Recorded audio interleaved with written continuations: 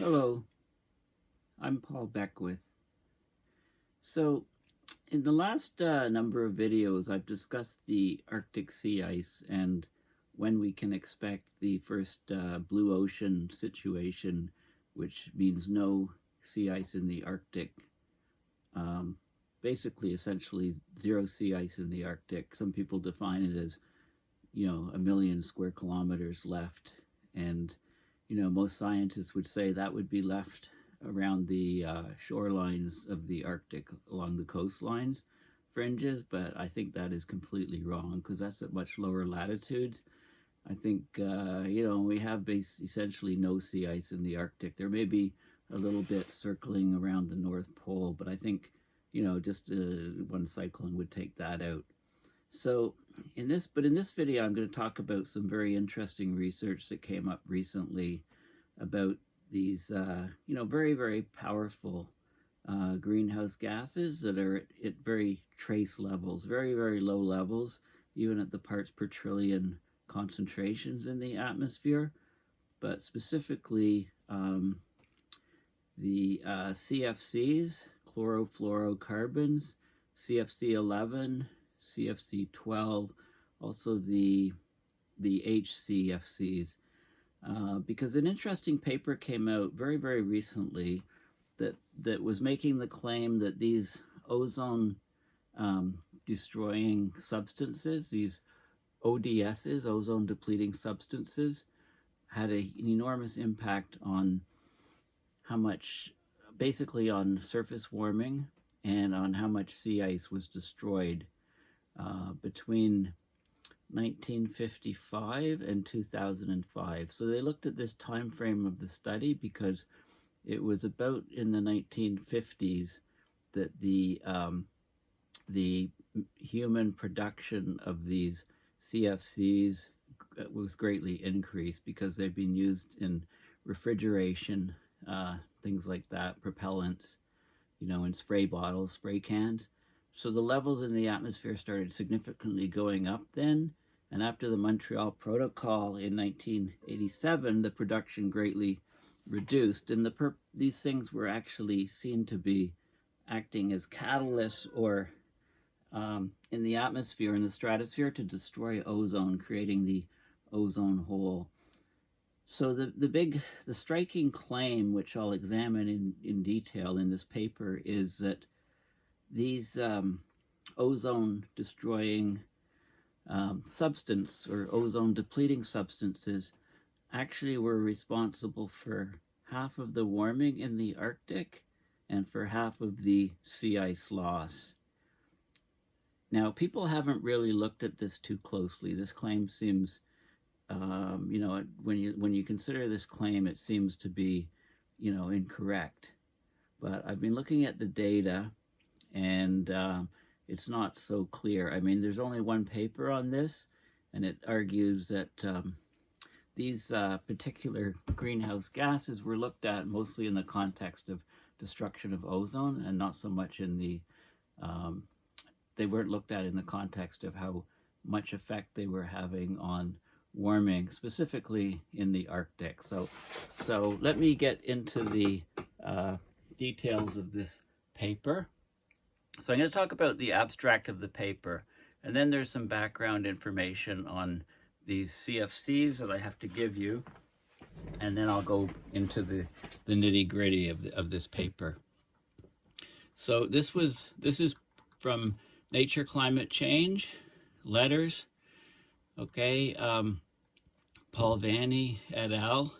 Substantial 20th century Arctic warming caused by ozone depleting substances.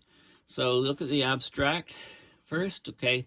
Obviously, rapid warming of the Arctic is perhaps the most striking evidence of climate change.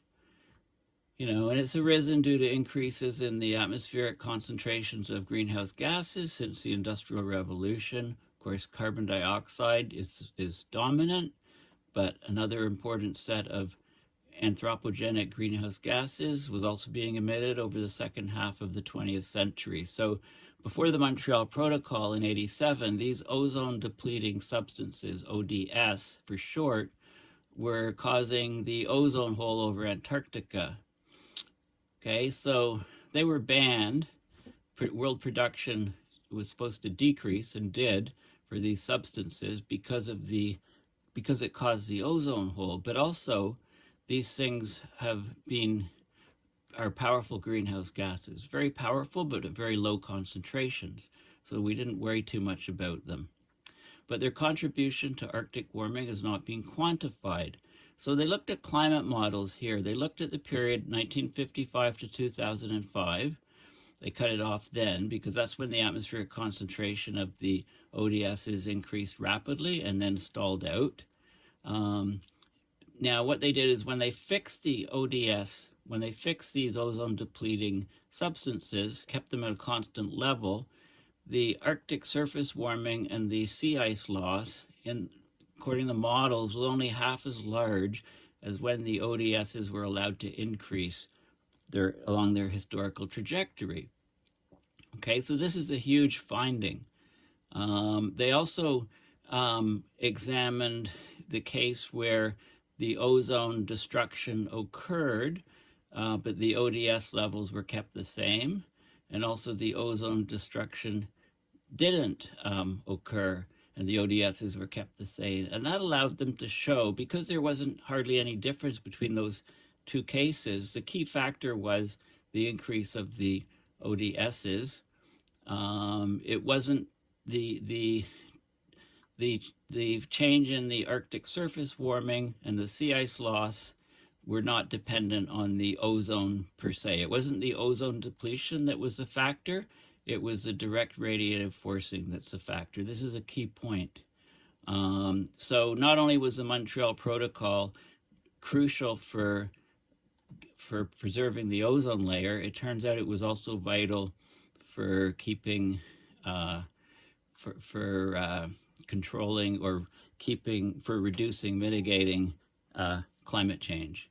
Okay, so those are the key findings, which seem a bit surprising. So let's have a look at the details. So give a little plug for my website, paulbeckwith.net.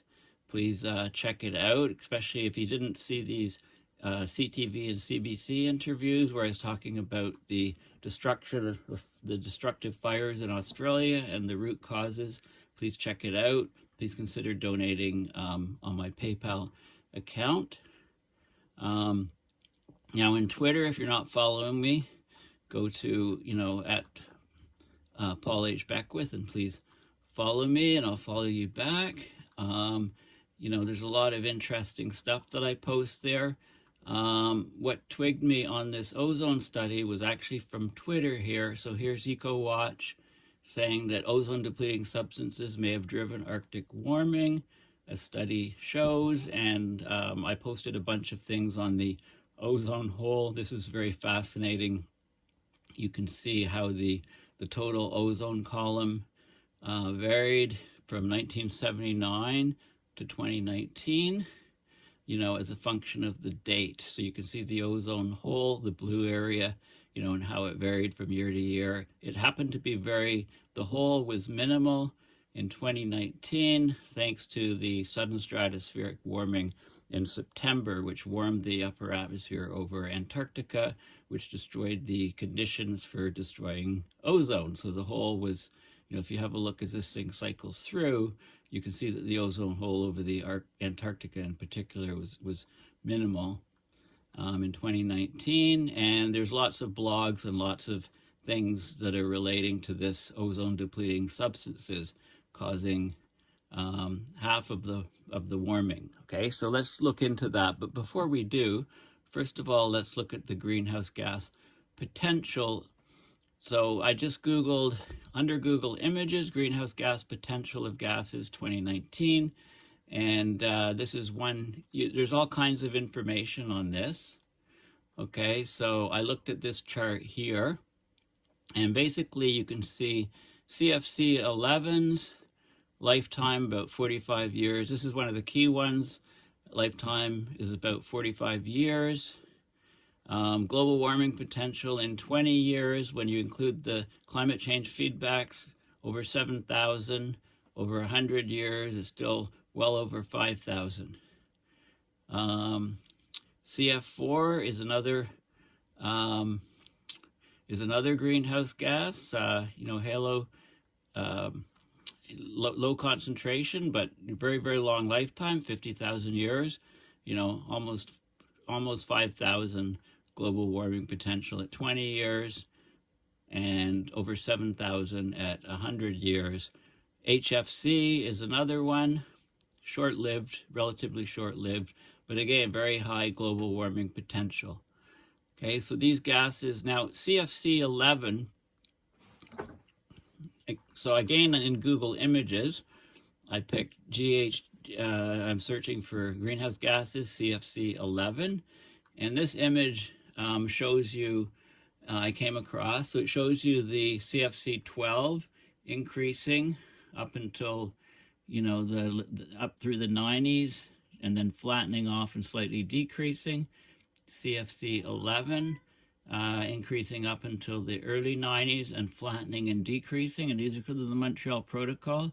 And one of the replacements, CFC-22, replaced it, thought to be less powerful greenhouse gas, and HFC-134A, another replacement gas. So if you click on this image, you get to this article here, a 2016 article talking about how these HFCs contribute under 0.9% to atmospheric greenhouse gases, to the warming. Okay, so this is NOAA, National Oceanic and Atmospheric Administration, NOAA, US NOAA, update on the annual greenhouse gas index. And they talk about how the HFC impact is 0.89% of the total.